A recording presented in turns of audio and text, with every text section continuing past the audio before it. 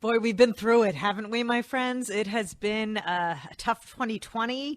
2021 I'm going to go out on a limb and say, has not gotten any better. But this is a time of great struggle and also great growth. We are learning, right? And learning is often painful. And that's okay. And that is okay. If we can understand that it will be better for it in the end, that's not necessarily a bad thing. So, right, when they say the struggle is real, that's true. But hopefully in the end, it is all for the best. We are inviting our own Roshini Rajkumar on the show. You can, of course, hear Roshini on the weekends here. You can, the Power of Wow is her book. She is a CEO coach. She's an incredible human, a former reporter, lawyer, also an Asian American. Roshini is of Sri Lankan descent. So we wanted to reach out to her to talk about this Asian American discrimination that has always been going on, that we probably as a humanity have not acknowledged, and see how she is experiencing this. Roshini, we're thrilled to have you back on the show. Jordana, thank you so much for having me on. And I know you always have real conversations on your show, and I appreciate that very much. You know, it's funny. When we appreciate you saying that. Thank you, Roshini. You know, it's funny. I never, of course, I've known you for 1,000 years already, and I guess I never think about discrimination against you. Like I said, we know you're Sri Lankan. Can you talk about experiences that you've had in your life where you have felt discriminated because of your descent or the color of your skin? Sure. So I was born in Sri Lanka, came to the U.S. when I was 22 months. So I am an American. I became a citizen when I was about 9 years old with my parents. And as a Sri Lankan American, someone with brown skin, I think sometimes people don't even always realize that I'm Asian. Some people are shocked to hear that I identify as Asian American. So that's one piece of it. As a child, as a little girl, I remember being called names because of the color of my skin. And, you know, those kind of names hurt. And I'm sure you've lived through some of that in your own world.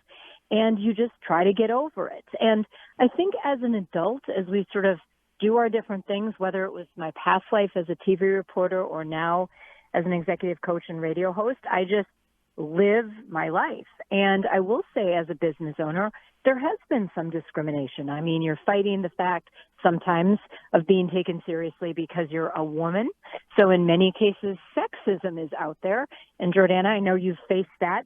Sexism is sometimes worse than racism for women of any color or persuasion. So those are some of the things. And I think what people don't always understand, because believe me, I want Asian hate to stop. It is not only violent crimes, and violent crimes are terrible. They shouldn't be happening. But it's also discrimination in the workplace or discrimination that plays itself out in not even understanding that someone is going through various things. I've had some conversations with some of my Asian friends, mostly South Asian friends, in the last couple months, if not since last year and the events of May of last year.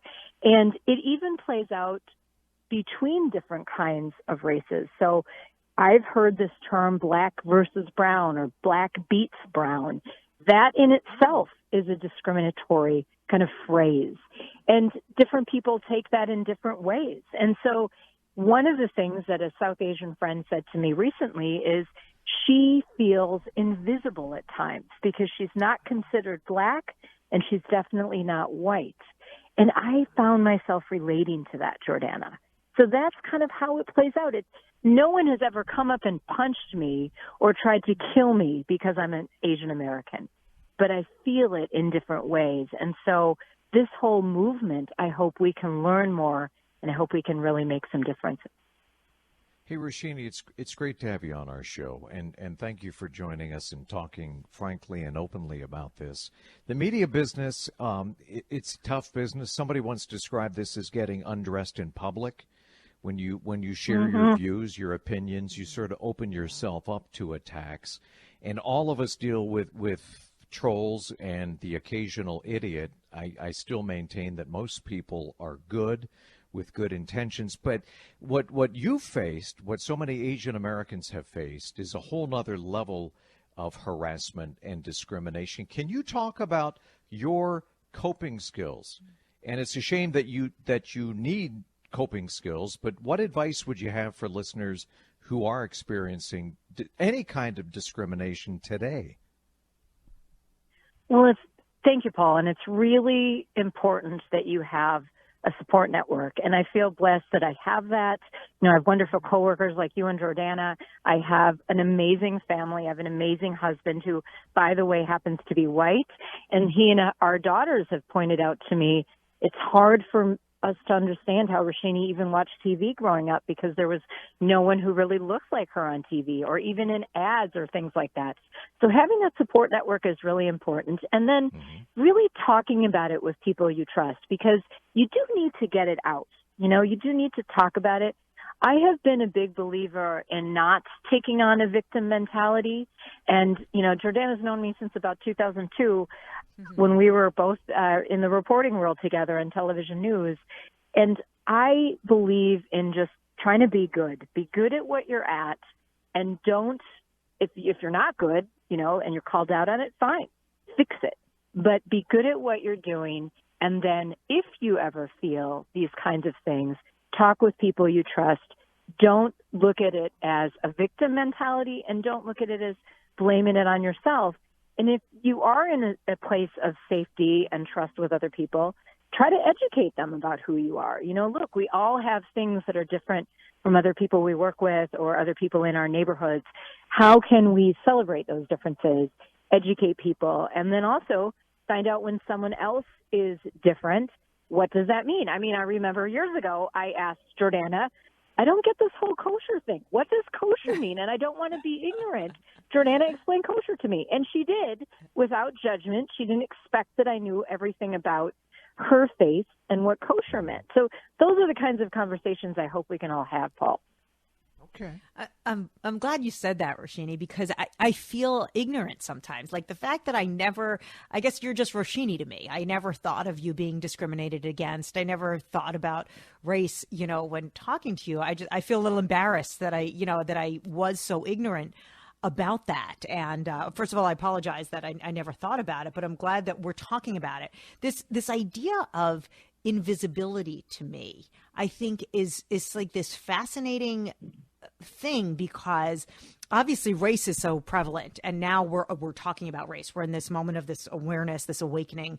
Not that racism didn't always exist, because it for sure did in our country, but this invisibility, I wonder, has this post-George Floyd era made it more challenging for you? Because you said there's this black versus brown kind of context that white people don't think about, that we don't understand, that I'm glad you brought to our attention.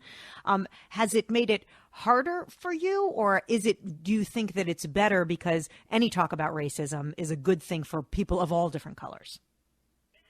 Well, first, I want to say you don't have to apologize to me. I love that you just think of me as Roshini, because we are all one. Yeah, we are all one race. We are the human race. And like the ideal to me is that we live in the world like Star Trek, where it doesn't matter how many noses or what color you are. You're just judged on your merits and how good of a person you are. So you never have to apologize for that, Jordana. But I would say the events of 2020 has made it more difficult on a lot of brown people out there or Asians out there, because believe me, black people deserve the attention they're getting. They deserve equality, and all of that I am all for.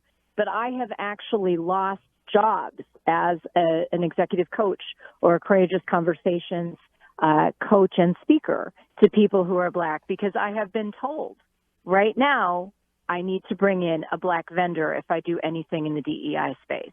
And that's really tough to hear, because I want those vendors to get the jobs too. Why can't there be space for all of us? Yeah, well said. And Roshini, you get extra credit points for working a Star Trek reference into this discussion. Thank you. And you know, William Shatner just turned 90 today. Wow. 90? Did you know that? Wow. How is that possible? Wow. Thank you, Roshini. We will be tuned in Sunday morning as always. Thank you for your reflection, and be safe out there. 9 to noon with Roshini. Thank you both very much. Yes. You got it. Thank you. Sunday mornings, 9 to noon with Roshini. Tune into her. Always having amazing conversations. Yep. So we appreciate her. Boy, enlightening conversations even here on the show.